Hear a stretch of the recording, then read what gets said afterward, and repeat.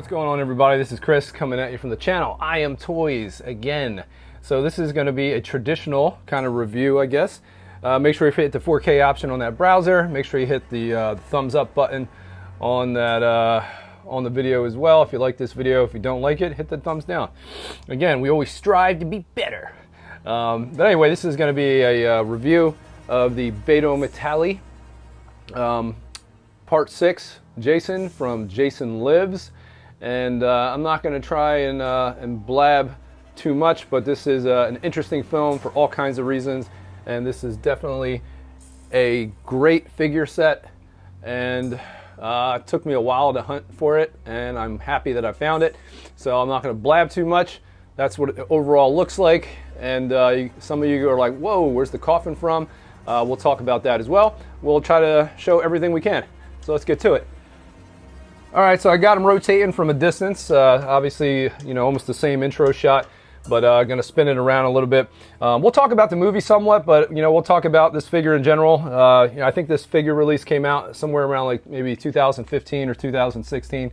I might be totally wrong on that, but I think roundabout where it came out. I believe Beto is actually doing a second run of these. I think there's a 10-year anniversary edition or something like that that's coming out, and it's supposed to have, if I remember correctly, the paintball. I think he's adding the paintball shot onto the front of the shirt. I think that's awesome that that's going to be there, you know. But I'm actually kind of happy that it's not included on this, because I would rather have it somewhat cleaner, just because. You know, that's a look that I wouldn't want to have, you know, consistently all the time, I guess. You know, I would want to have, you know, a little bit of flexibility on kind of how I want to display this stuff. So you guys might tell from the lighting, this is a little bit different of a setup. You know, usually I have my collection on in the background and whatnot. But those of you who've been seeing some of my photos, I usually have these little tumbler lights on in the background. It doesn't look as good as it would normally look in the photos, because I haven't blown out the background. As far as like depth of field like I normally would, but I figured just change it up a little bit. Did some more like cinematic lighting around it. I have like 3 different lights on this thing right now to try and give it a little bit more of a cinematic look. But overall, man, this is a beast of a figure, man. My buddy Dan Terzo parted with this thing, and I'm very grateful to be able to pick it up. It's definitely one of the best 1/6 Jasons on the market, whether mainstream or custom. I mean, this custom blows everything away, you know, just about. I mean, this is the best 1/6 scale Jason Lives figure that exists on the planet. So it is what it is, folks. It is the best. But these are the overall accessories that you get. There's a little bit more. Some hands that come with that extra head. The mask is a little bit different. It's the alternate mask that you see in the film briefly. And you get the tombstone, as you can see, the severed hand from the dude when they're doing the paintball battle, war, whatever you want to call it. And it's a good representation of C.J. Graham, you know, just all around. So what I'm going to do next is I'm going to pan the figure, you know, like I normally do. And I've already given you kind of the all-around shots of it, so you have basically you've been able to absorb what this thing looks like overall. And as you can see, I'm not going to spend a lot of time talking about tailoring. I mean, obviously, it's very well done. You know, Lapita did the tailoring on this. You know, Beto and Lapita, these two people, they work together essentially to make these. They're down in Mexico. Those of you who don't know who they are, it's Beto Matali and Lou Santos. And she does the tailoring. He does the sculpt, essentially, the weathering, you know, and obviously does the accessories and whatnot. So it's just a whole package with these two. They do an incredible job, and it's great. You know, the proportions of tailoring, everything is done really well. And when you guys see some of the attention to detail on the accessories, you're going to be like, wow, this looks really, really good. So anyway, let's get into the panning, and we'll stop spinning it around on the other side, and we'll talk about the film a little bit as well. All right, guys, so take that in, man. Some nice cinematic lighting, and as we go in, it's top notch, man. The mask, spot on, dude. Beto nailed it. Paint app's great. Bullet holes are essentially where they should be. Like I said, tailoring's good, man. The darts all have the little feathers, as you can see. just nice attention to detail, man. You get the knife as well. I think the flap even comes over. I don't know if it's real leather or not, but like I said, it's awesome attention to detail just overall. I don't know if many people know, but when he was actually, the first scenes that were shot with Jason during the film were actually the paintball gun scenes. And it was actually a different guy that was Jason. It was a dude named Dan Bradley. And Dan Bradley, Minusco, I think when he saw, from what I understand, when he was watching the dailies, is what they call basically the kind of daily shots, essentially that they have.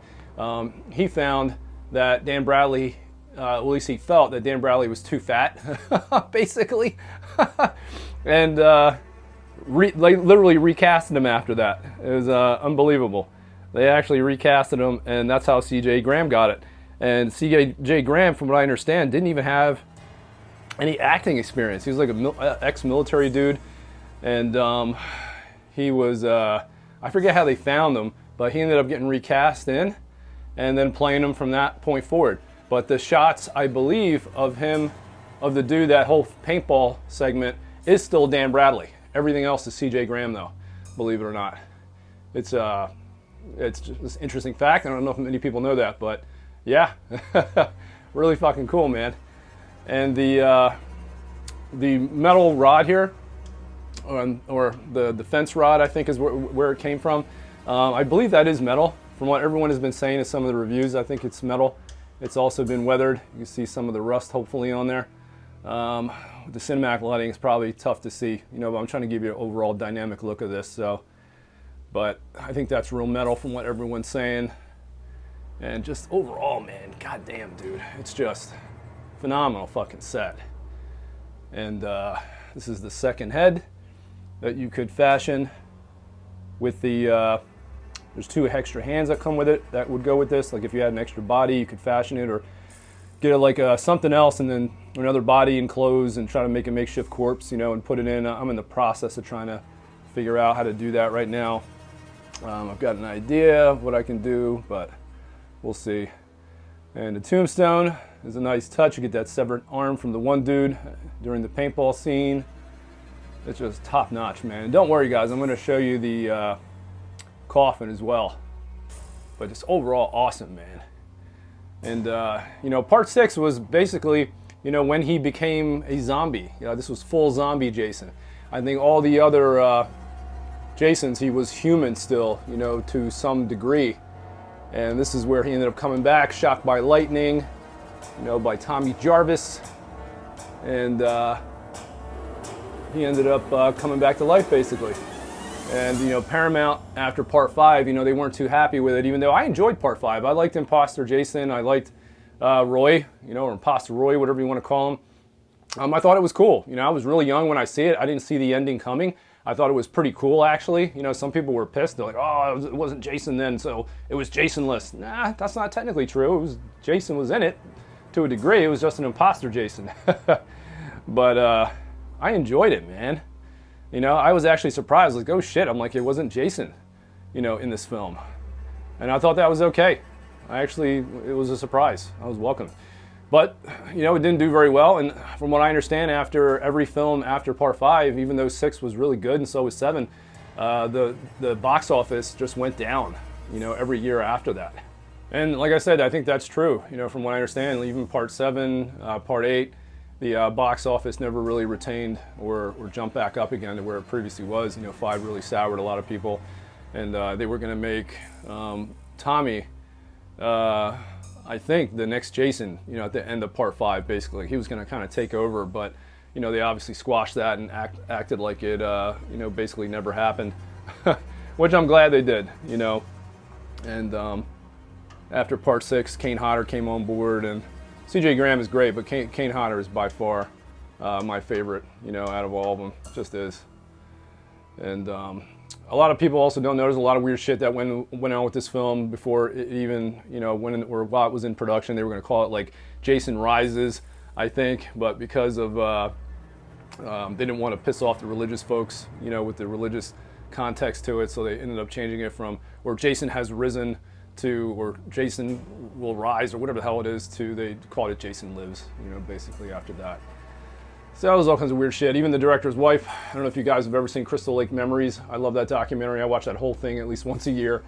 And from what I understand, he ended up, the wife in the one scene in the beginning with the dude from Ghost, if you remember that dude, he, CJ Graham, this rod right here, he ends up putting it through the car, and it ended up like kind of, I guess, diverting direction, and it almost like hit the wife and impaled her. Like, and they apparently they really say that she could have potentially almost been killed.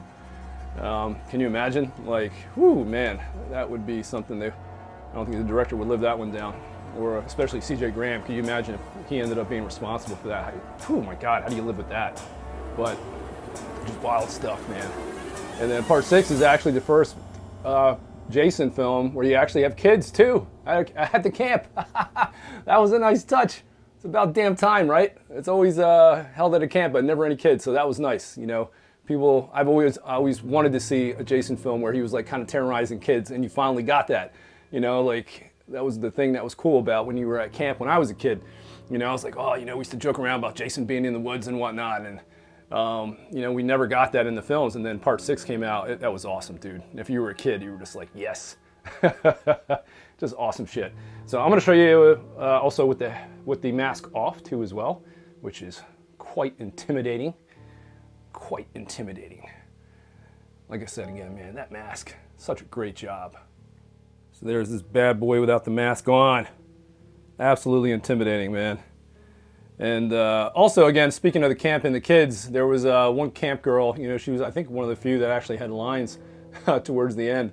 And her name was Nancy, and people thought that was a little bit of a nod to Nancy from Nightmare on Elm Street, especially when she was talking about having a nightmare and there's a scary man or something like that. Or and people were like, you know, the overtones to Freddy Krueger were there. But turns out that from the guy who directed the film, he said he never intended that, or the guy who wrote the script, or the director, I forget, he was mentioning that in the documentary. He was like, you know, that was no intention to be a nod, but he was like, I'll take it if people believe it.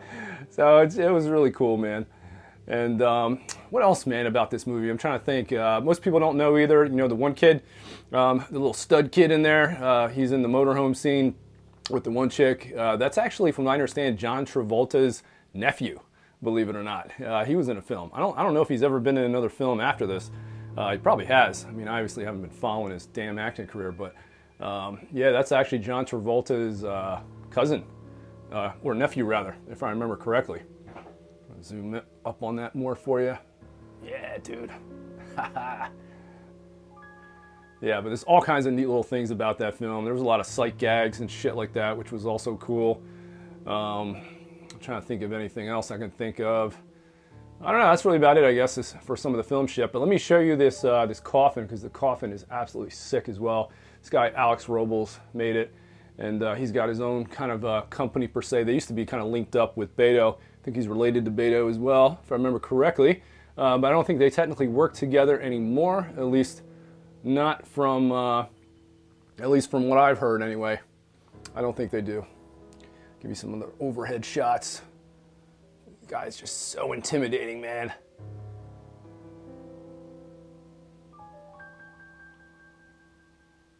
But let me show you, let's get on to the coffin a little bit, and probably still talk about the film as well. So here's a zoomed out shot first. And this coffin's huge, dude. It's just about 1/6 scale, man, or is essentially. All this is done by Alex, I believe. Again, it's Alex Robles. And this is the COA that you get with it. Nice little touch. I got mine still in the plastic. I picked this up from Paul Manzi over at AKA Distress Labs. He did not make it, but he's a friend of mine here in Mass as well. And he parted with it. I'm happy, was very happy to take it. Get this nice little stand of plaque here. It says Friday the 13th, Jason Lives. It's the detail on this, man. It's awesome. You get like the dirt effect. Really, really cool, man. Weathering even on the inside as well. You get the pillow, all dirty and grimy.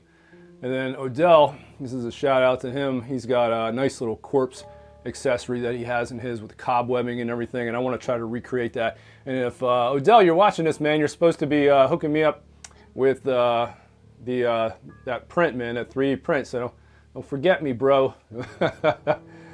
But sick though, man. And I'll show you it from the side as well, so you guys get the overall dynamic from that.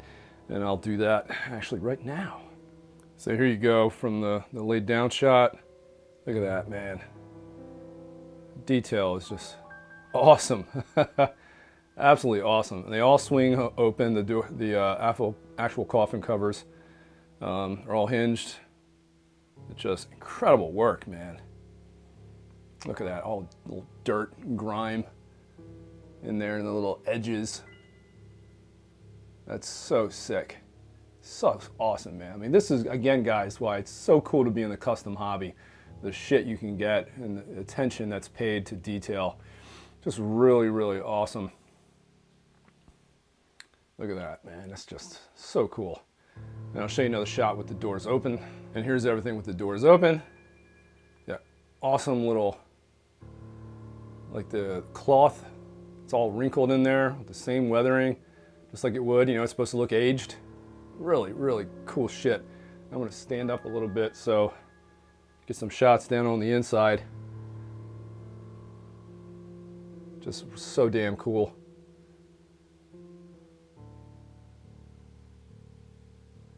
This detail is, like I said, it's absolutely amazing. So that's the coffin, guys. And let's close out of this video with the man himself back up on the stand. But damn, guys. Woo. And if you guys have seen the photos, man, I have up my Instagram of this. It's sweet. I make some killer ass poses, and I already have. So if you want to see them, check out the Instagram as well. All right, so let's get to the close out of this video. All right, guys, so we're going to close out the video with just some final thoughts. If I had to complain about anything, I would probably say, you know, the shirt is probably a tad too clean, maybe the pants. The pants do have weathering on them, obviously, but which you probably saw, but the shirt should probably be a little dirtier. You know, the guy obviously was in a coffin, electrocuted by lightning, running through the woods. You know, you could tell that his shirt was definitely dirtier, but that would be about the only thing, you know, honestly. Other than that, I'm really happy with it. And I wanted to mention this in the beginning of the video, but you know, I'm such a horror nut. When we went cross country, you know, I moved across the country a while back. We stopped down in Georgia where a lot of the parts of this film were filmed. And I went to where the old grocery store was, where Tommy was using the payphone. And I also stopped by the, where the sheriff's office used to be in Part 6 as well. So that was really cool. And we definitely made a neat trip out of it. We even stopped, I think, at both Texas Chainsaw houses, the remake and the original. That was fun. And, you know, I'll show pics of that maybe if I ever do a revisit of Leatherface. Because the review I previously did of Pretty Woman could have been better. So I think I'll revisit that at some point. Again, other than that, that's it, guys. I have nothing else really to talk about this thing. I'm extremely happy with it. Alex and Beto, Lupita, they killed the set overall. Thank you, Dan Terzo, for hooking me up with this. Thank you, Paul Manzi, for hooking me up with the coffin. And that's it, guys. Deuces. What's good? It's your boy One coming at you once again.